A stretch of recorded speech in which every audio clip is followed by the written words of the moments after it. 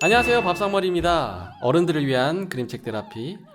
이번 시간에는 분노 다스리기에 대해서 또 대화 나눠보도록 하겠습니다. 분노 참 쉽지 않은 주제인 것 같아요. 네. 예, 우리가 참 이 화 때문에 불편한 그런 관계들이 되기도 하는데, 화가 이제 불화자를 사용을 하잖아요. 네. 그러니까 불처럼 이렇게 확 이렇게 타오르는 어떤 감정을 제어를 못해서 우리가 참 관계가 악화되는 경우가 참 많잖아요. 네. 저도 찔리는 게, 네. 저도 사실 약간의 분노 조절 장애 같은 게 때로 있어요. 네, 저도 있어요. 특별히 다 뭐. 육아할 때 이런 상황들이 많이 생기는 것 좀 같아요. 욱하는 거. 99도라고 하잖아요. 네. 우리가 항상 99도 상태인데, 네. 우리 아이들이 1을 더하면은 네. 그게 그냥 확 폭발하는 경우가 네. 요즘 생기는 것 같아요. 네. 저도 사실 이렇게 나와서 이렇게 조곤조곤 얘기하지만 네. 버럭하는 경우 되게 많거든요. 이런 방송 보면 저희 아이가 엄마 가식적이야 이럴 수도 있어요. 저는 뭐 이중 인격상 죄송합니다. 화라는 감정을 표현할 때요. 우리가 좀 수동적으로 표현하잖아요. 아, 네. 화가 난다. 화가 난다. 이렇게. 근데 그 화가 난다라고 표현을 하면은 그 안에 어떤 의미가 내포되어 있냐면 나 뭐뭐 때문에 화가 난 거야. 누구누구 때문에 화가 난 거야. 이렇게 좀 수동적인 입장을 네. 취하게 되거든요. 윌리엄 글래서라는 이제 현실 치료의 대가는요. 네. 어떻게 얘기를 했냐면 우리가 화가 난다와 같은 문장을 좀 동사형으로 한번 표현해 보라 라고 얘기를 해요. 예를 들어서 우울하다, 뭐 머리 아프다 이런 게 아니라 나는 지금 우울 행동을 하고 있어. 우울 행동을 하고 있어. 네, 행동? 화내는 행동하기. 네. 네, 이렇게 이거를 바꿔보잖아요. 그러면 주어가 누가 될까요? 화가 나는 거는 딴 네. 사람 때문에 화가 났지만 네, 그 화를 낸 거는 네. 자기 자신이 되겠죠. 그렇죠. 네. 그렇게 좀 동사형으로 그 단어를 좀 바꿔보면 주어가 타인이 아니라 내가 되거든요. 네. 그래서 이 화의 원인이 누군가의 원인이 아니라 나한테 있다는 걸 조금 약간 알아차릴 수 있는 힌트가 되는 것 같아요. 이 말만 동사형으로 바꿔도. 작가님 말씀 들으니까 네. 제가 또 그림책 하나가 생각나서 소개를 해드리겠습니다. 네. 화가 나는 건 당연해라는 책인데요. 네. 예, 화가 나는 건 당연하지만 화를 내는 거는 당연한 게 아닐 수 있죠. 그렇죠. 예, 아까 말씀하셨지만 동사로 바꿨을 때는 좀 얘기가 달라지는 거죠. 네. 특히 아이들이 좀 분노 조절 장애가 더 있을 수 있지 않습니까? 아직 요즘에는 통제력이 그런 경우들이 많이 있다고 하더라고요. 자기 통제가 좀 안 되는 나이기 때문에. 그런데 이 책 한번 차분차분 읽어주시면 도움이 될 것 같은데요. 제가 이 책에서 특별히 좀 좋아하는 부분은요, 이 화가 나는 것은 당연하다고 해서 그 아이들의 화가 난 이유에 대해서 잘 들어줄 수 있고 또 그걸 인정해 줄 수 있는데, 그 화가 또 반드시 나쁜 감정은 아니다라는 것도 얘기를 해줘요. 여기 보시면 화는 약이 될 수도 있어 이렇게 얘기하거든요. 네.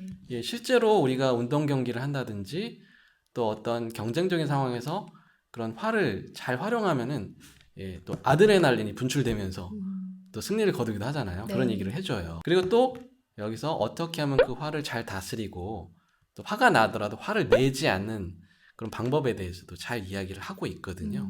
예, 너무나 유명한 성경의 일화죠.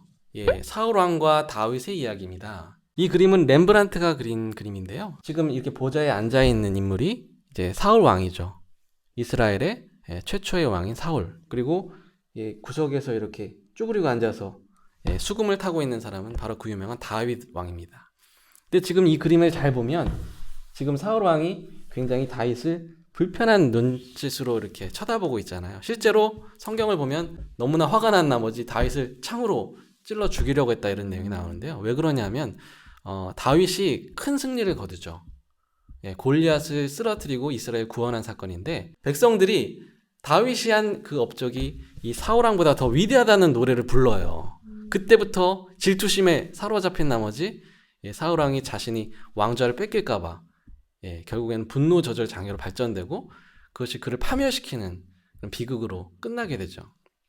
그래서 이렇게 화를 다스리지 못할 때 어떻게 파멸할 수 있는지를 잘 보여주는 인물인데, 반면에 이 다윗은 골리앗에 대해서 화가 많이 났는데 그걸 통해서 오히려 큰 승리를 거둘 수 있었거든요. 화가 나더라도 어떻게 다스리고 그것을 어떻게 해결하느냐에 따라서 이렇게 희비가 엇갈리는 그런 좋은 예가 되는 것 같습니다. 네. 나를 통제할 수 있는 거. 나의 화를 통제할 수 있는 유일한 사람은 결국에 나구나. 예, 그렇죠. 네. 주어가 바뀌면 결국 그 감정의 주인이 내가 되니까 네. 컨트롤할 수 있겠죠. 네, 그래서 내가 정말 그 감정의 주인이 돼서 내가 그 감정을 좀 책임질 수 있는 주체가 되겠구나. 네. 라는 의미가 들 수 있을 것 같아요. 네. 그래서 제가 지난번에 잠깐 한번 소개해드렸던 그 화가 났어요. 라는 네. 그림책에 보면은 그 이제 화가 났을 때 그 빨간 털복숭이가 네. 오거든요. 이제 네. 그 아이가 이제 화라고 표현을 해요. 그 그림책에는. 네. 그래서 화가 날 때 지금 내 앞에 있는 빨간 털복숭이의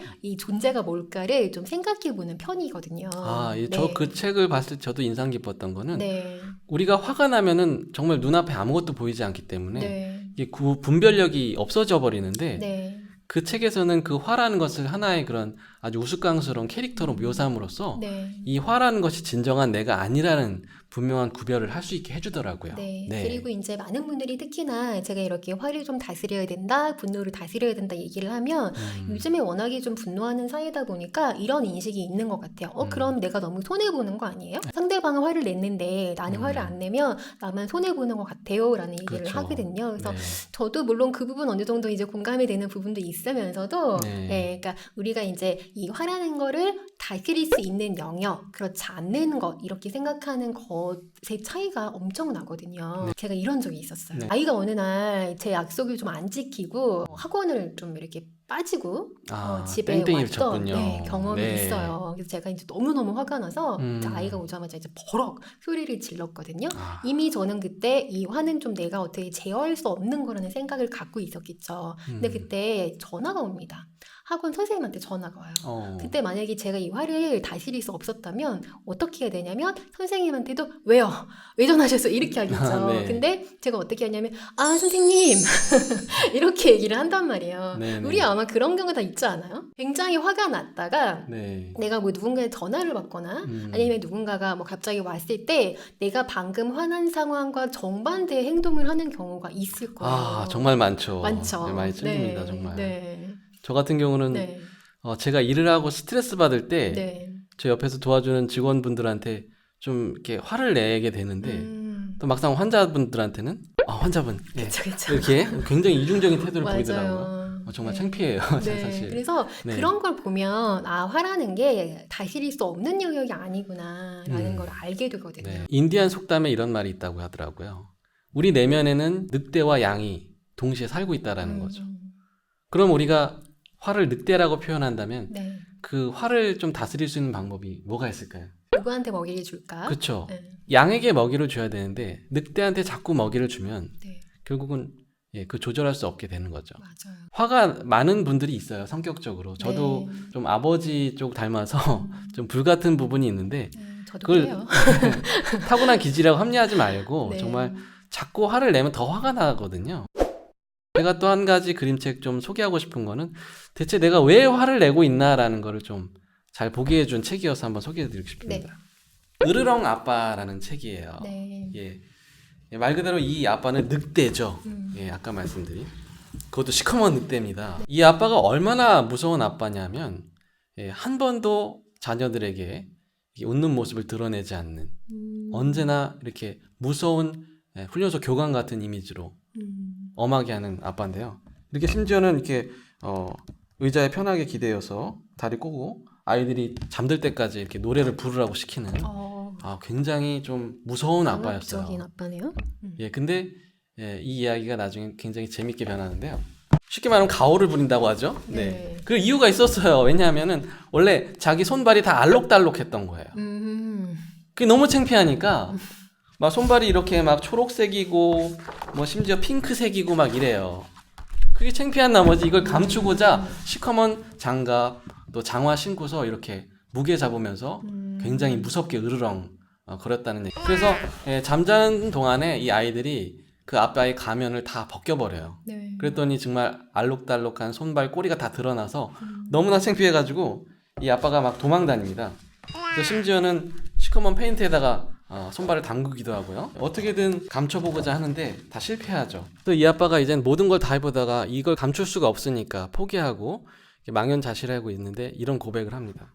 자기 아내한테 숲에서 가장 알록달록한 늑대와 결혼한 것을 제발 후회하지 말아주세요. 이렇게. 그랬더니 그 아내와 그 자녀들이 이렇게 뒤에서 꼭 안아주면서 우리는 아빠 있는 모습 그대로를 사랑합니다 하면서 예, 행복하게 마무리 짓는데요. 해피엔딩으로 네. 잘 끝났네요. 저는 특별히 이 남성들이 이 으르렁 아빠처럼 예, 원래는 굉장히 따뜻하고 부드러운 내면을 갖고 있지만 그걸 드러냈을 경우 자신이 약해 보일까봐 드러내지 못하고 이렇게 감추고 있는 또 그걸 분노로 위장하고 있지 않나 하는 발견을 좀 하게 됐어요. 네. 그래서 정말 저 자신도 네. 그렇게 해야지 권위가 드러날 것 같아서 좀 엄격하게 하거나 좀 화난 것처럼 보이곤 하는데 네. 때로는 이렇게 그런 걸 다 벗어버리고 그 자기의 본 모습을 있는 그대로 네. 예, 또 보여줄 필요가 있지 않나 생각이 들었어요. 네.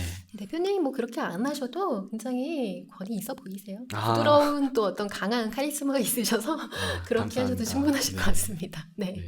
그러면 저희가 또 이렇게 팔을 다스리는 방법에 한번 이렇게 준비를 해봤어요. 첫 번째는요. 우리가 5초 심호흡을 한번 해보는 거예요. 네. 요거 정말 되게 효과적이에요. 저도 이제 화가 났을 때 의식적으로 제가 5초만 한번 세보자, 5초만 세보자라고 하거든요. 그러면 정말 이 5초 동안 생각하는 것만으로도 화가 굉장히 많이 해소되는 경우 많아요. 아, 화의 존재랑 마주하는 건데 제가 아까 소개해드렸던 그 화가 났어요 책에 그 빨간 털복숭이가 과연 뭘까? 지금 내 앞에 있는 이 존재가 뭘까를 한번 생각해 보는 거죠. 네. 네. 그래서 뭐 예를 들어서 우리 운전할 때 화나는 경우 되게 많잖아요. 아, 그렇죠. 차들이 끼어들면 진짜 막 육두문자 욕이 나오기도 네네. 하고 이런 경우 많은데 사실 그거를 그냥 하나의 좀 자극으로 우리가 생각을 해보는 거예요. 네. 그냥 하나의 자극일 뿐인 거야. 내가 화가 날 상황이 아니야. 털복숭이의 존재는 그냥 이 상황일 뿐이야.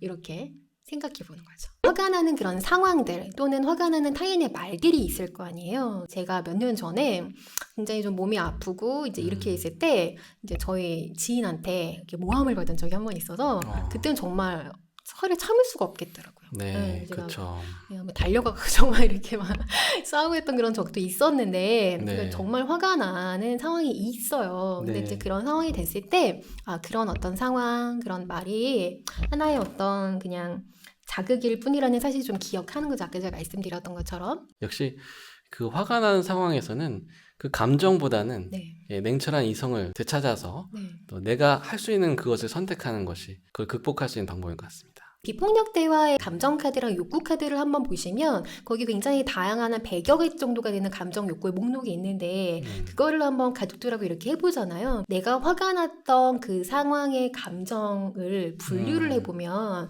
참 내가 이기적인 존재라는 걸 되게 많이 깨닫는 경우도 되게 맞아요. 많아요. 화를 낼 일이 아니었는데 네, 그 안에 숨어있는 욕구가 결국에는 좀 나를 위한 욕구인 경우도 되게 많기 때문에 그렇게 분류를 해보면 아유 그래 나도 정말 한낱 이기적인 사람에 불과했구나 이런 걸 느끼는 경우 되게 많은 것 같아요.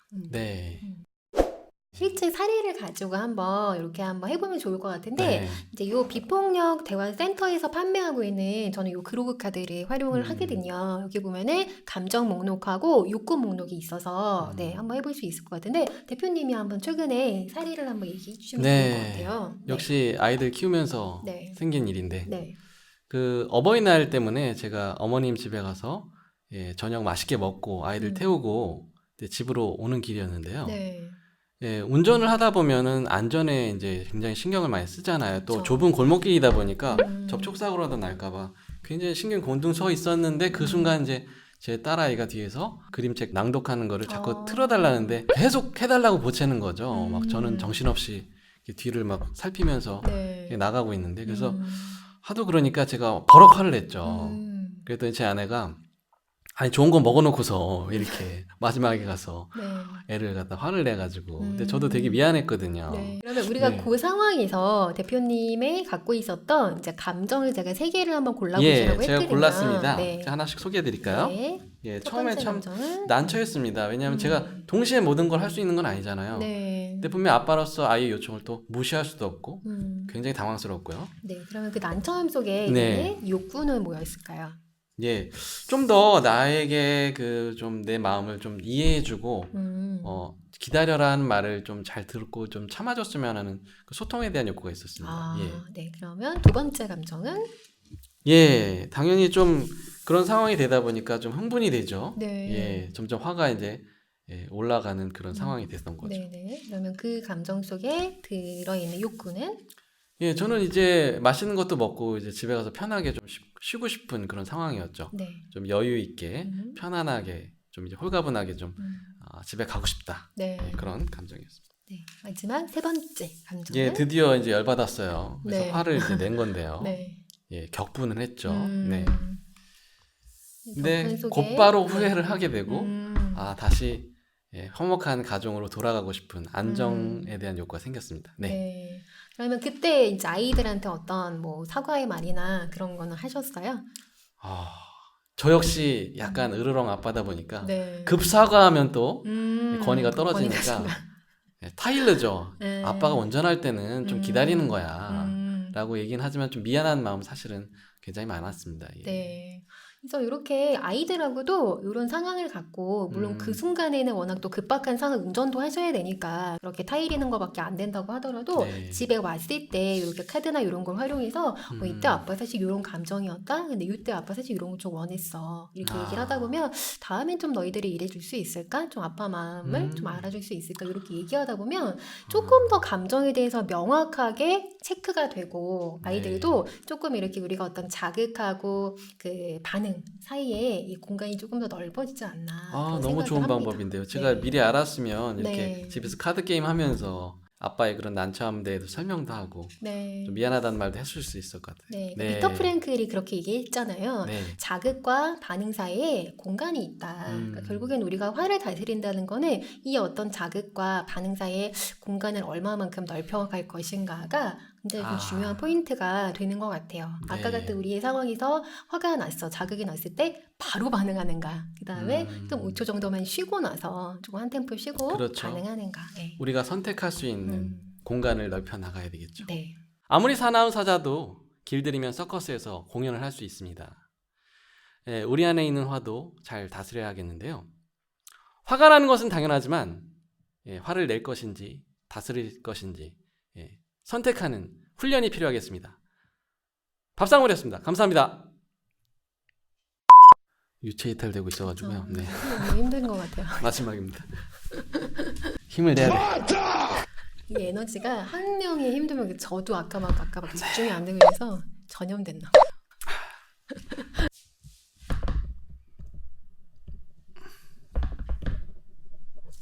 됐습니다. 제 아무리 사나운 화자 제 아무리 네. 제 아무리 사나운 사자라도 다시 해야겠죠? 네. 제 아무리 사나운 사자도 길들이면 서커스에서 공연을 할 수 있습니다. 우리 안에 있는 화도 다스려야만 하겠다. 아니 잘하고 있는데. 아니 이유를 말. 의외로 이상한 데서 빵 터지네.